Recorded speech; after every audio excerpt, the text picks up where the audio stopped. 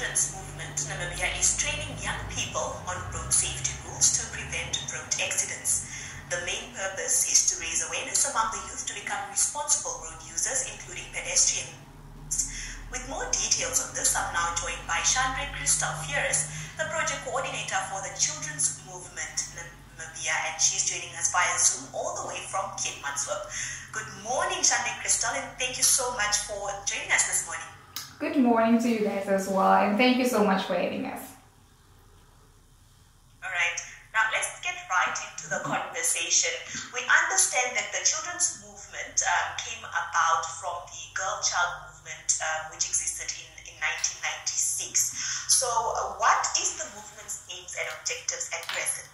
Okay, so basically our aim is to educate, empower and mold young people to take up future leadership positions in this fast-growing 21st century.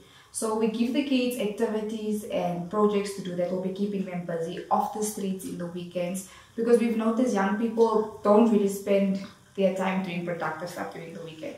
So the children's movement is basically there to educate, empower and mold young people to take up future leadership positions.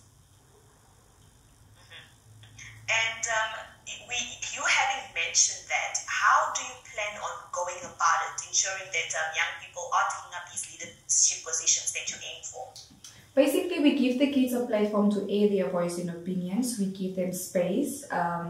We allow them to be part of the decision making. Because once you make the children feel a part of something, that's when they flourish, and that's when you can really see the impact it's really getting larger. So we make them part of the decision making process. We recently had an interview earlier on in the program with the mayor and the junior mayor and deputy mayor of the city of Windhoek. So what role then do you think children can play in issues like democracy? Basically, it's for the children, by the children. Most of us as mentors of the children's movement was also part of the junior council. And I can say it was also a great way of molding us into positions like that. So the children's movement, we believe for the children, by the children. We allow the children to air their voices and their opinions. Whereas grown-ups will tell them, no, do this or go this way. But with the children's movement, we give them that space to do that. We understand that the movement is currently busy with a campaign on training young people on road safety rules to prevent road accidents. Why is this something that the movement is looking towards doing, or why has the movement chosen to put forth this campaign?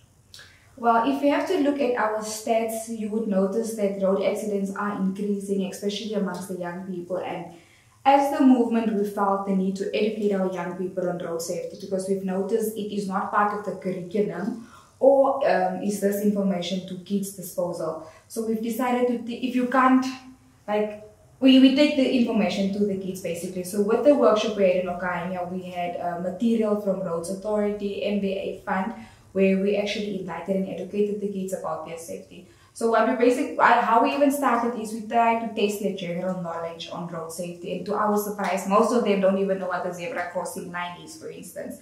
So we've noticed these kids are not educated about stuff like this. That's why we then want to encourage activities and programs like this for other people within the road safety, to go to the kids, make time, especially during weekends when they don't have anything to do, to educate our kids and empower them on road safety. And where has this workshop taken place? You mentioned Okahanja. Is this the only town that the campaign was focused on? Yes, we recently just started with this, and it was in Okanya the last weekend, and we're looking forward to doing it into regions where we have children's movement clubs, like in Kietmans, Kobabas and Rundu, and also like in Windhoek. We just tested it out of Okanya, and we see that it's really had a very big impact after the workshop. Like the response we got back from the kids, even if you saw the interview, the kids were really enlightened and educated. So we see the impact is great, so we're going to continue with this. That you are working on on this project. You mentioned the MVA as one. What other partners are you working with on this project? We're working with the Roads Authority, with Mr. Sydney Boys. I would also like to say thank you so much for him and his team for coming through for us on this one. And then we're going to be working with the Marshall Ranger, Mr. Sean Noda, as you have seen in the clips before. So the other partners gave us, MVA Fund gave us material that we then distributed during the workshop to the kids. And then also Mr. Sydney Boyce provided us with some online material like videos and pictures that we could share with the kids.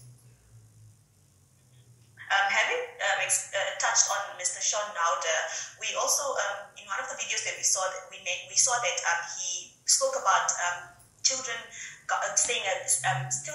staying away from illegal activities on the road. What did he refer to in this regard, and how important is it for such a message to be brought across to the target market? So basically how we got to that question is, as we're having the discussion with the kids, we've noticed that many of the kids do not have their driver's license, especially young people that drive around on the roads. So the kids were asking him like questions on if you are found without a driver's license, what are the fines, and then also about the illegal where people, buy licenses and stuff like that. They asked him on that. And then he touched on points which I really thought like it was very valuable for us, is that we do not, like us as young people, we do not follow road safety signs, to be honest with you. We take that for granted. And he mentioned the dangers if one does not apply this, like driving with a valid driver's license, and then also that you can be fined for not having a license on you. So I love the fact that the kids actually had their own questions for him on stuff they felt they needed education on concerning road safety. We also understand that the road safety workshop is not the only workshop that you're hosting. You will also be hosting a GBV engagement this weekend. Where is it taking place and what is the focus on it?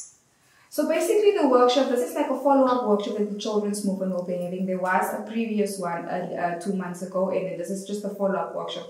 So basically the aims of this workshop is to focus on the minority group, like the LGBTQ, minors. We're looking at people living with disabilities that go through rape and GBV rape that is not being brought to the public. So we're going to be focusing on people that go through that. We're going to be having speakers like Mr. Pandu from NID that will also be touching on some of the stuff that people go through. We're having documents and presentations from Lifeline, Childline. We have LAC also there. Ms. Yolanda Engelbrecht is also on the program for us on that day. So basically the aim of this workshop is to educate people that people with disabilities, minors and children also go through rape. They also go through abuse, but how do they deal with it? How can one go about it? Where can one get information? And how do you heal from past trauma of that? So that's what the workshop will be covering. It will be at Kleinersheim, and NBC will definitely get an invitation from us. Any final remarks? Personally, I would just like to say thank you so much to the people that are really helping out with the children's movement. Like I mentioned, Mr. Sydney Boyce from Road